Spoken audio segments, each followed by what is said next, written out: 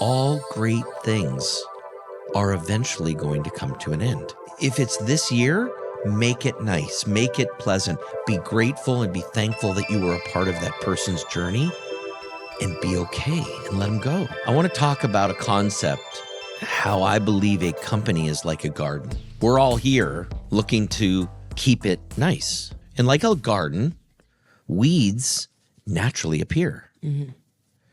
And it's natural. No matter how beautiful my garden is, weeds are going to appear. I need to make sure I pluck them. And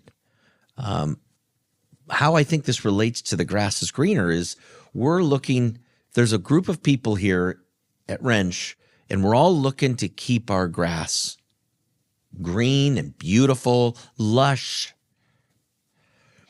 And we have a team member, let's say, that is a little bit negative about what we're doing. Mm-hmm. They fail to buy in, which I'm okay. That happens. It happens. Not everyone can be a culture fit, right? Correct. So what I look at is, we've got everybody that's looking to keep the grass green, and I got one team member here that is peeing on my lawn, looking to make it yellow. Right?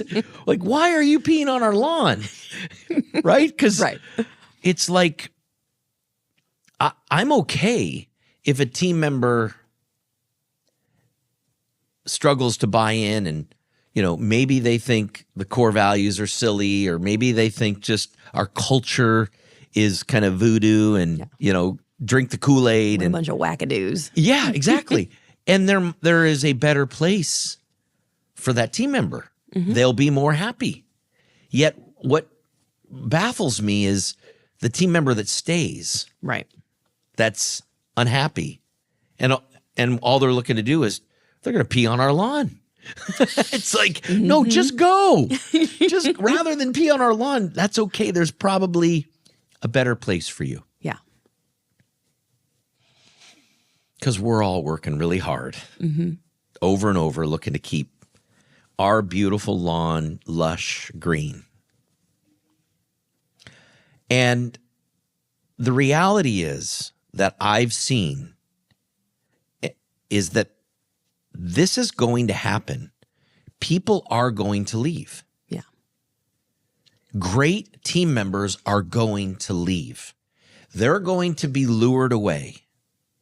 The grass is greener on or even though we're preaching that, hey, the grass is greener where you water it the most, team members are going to leave. Mm-hmm. Remember, because we want them to take care of their own well-being so they can make a good decision. Yeah. So let's just say, Amanda, they make that decision to leave. Now what? Because I'm dealing with, like I said, 3 of them right now, mm-hmm. where we've had team members that have left. And it's really important, in my opinion, when team members leave, that me as the leader or me as the manager take a very non-emotional approach and take a very caring approach with that team member, mm-hmm. and ask them some questions. And I'll give you an example of some questions that I'm asking as the person is telling me that they're leaving. Because I think it's pertinent.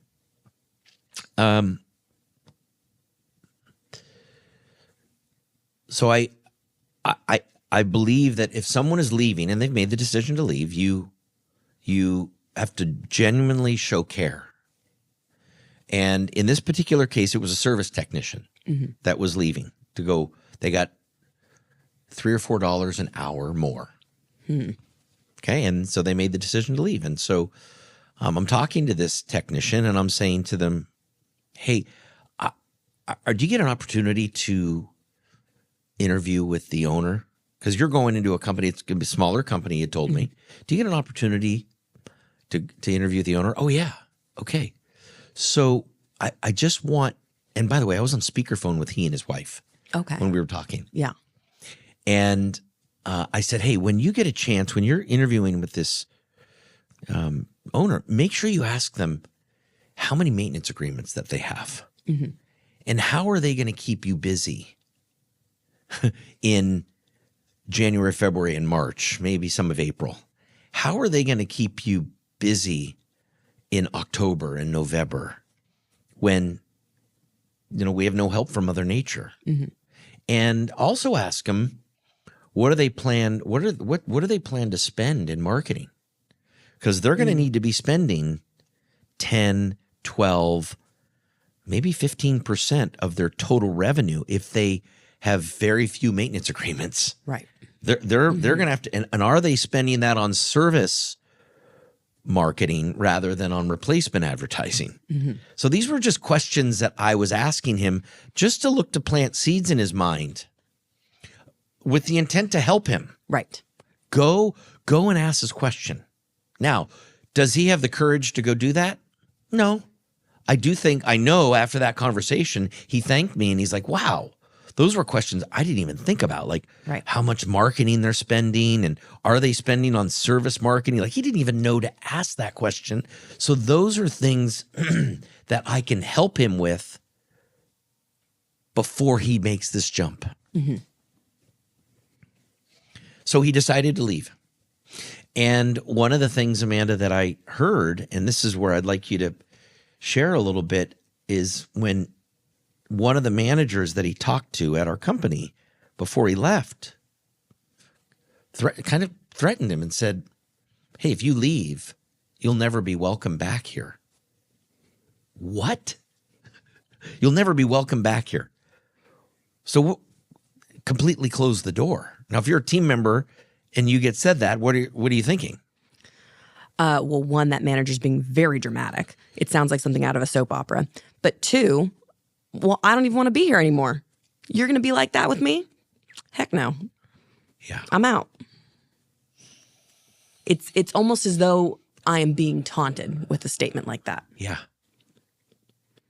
And it's funny because I think, and that is a manager that is probably young or immature and just needs some coaching, which I understand they had some coaching because they just needed to. Maybe they've not experienced what I've experienced, which is the top salesperson at Service Champions 3 out of the last 4 years left. Mm-hmm. At one point, he left, Bob McKiley. Mm-hmm. And we brought him back. He came back after he saw what was out there. He came back. And now he's been our top performer north of $5.5 million, $6 million of sales. Had I said to Bob, if you leave, you'll never be welcome back. Mm-hmm. I always say things like, look, the way that you've left is very, very professional. I want you to know you're always going to be a friend of the company. You will always be a friend of the company. And then let them go. Yeah. It's that old saying about setting free, and if it's meant to be. Yeah. Yeah.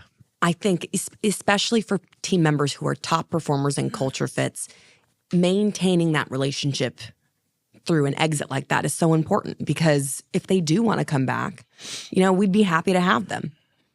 They've never done anything to pee on our lawn, right? And I know one of the things that's important to you is if someone leaves, we just want them to be a better person for having worked here. Yeah. If we send good people out into the world, we're doing a good thing. That's what these podcasts are all about, right? Is just being it's being better to yourself, it's being better to those around you. And if we can have provided that service, then we've done a service. Yeah.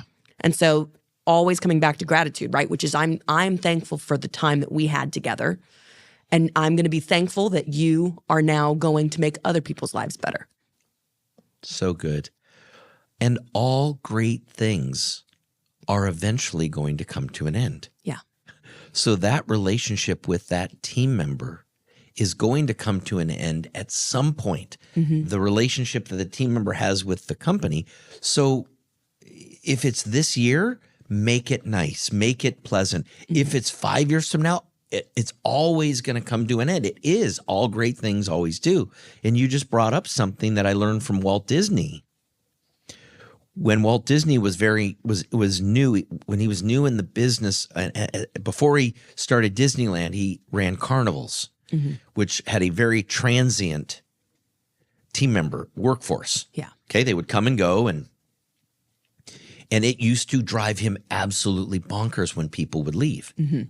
Like, he hated Mondays, right? But he had a Monday mind shift. Yeah. He just had a mind shift where he began to look at team members and their time at his company a different way, which was, and we've taken this, which is, okay, if the team member that came to work at Disneyland was better for society after they leave because of their time at Disneyland, we've done our job. That's all we can do. We be grateful and be thankful that you were a part of that person's journey, and be okay and let them go. Is the grass greener on the other side? Do I put the effort in with where I'm at, or do I stop putting effort in because I think there's something better out there? We have a tendency to believe that other people have it better than us. And what that does is that just leads to dissatisfaction with anything that I happen to possess.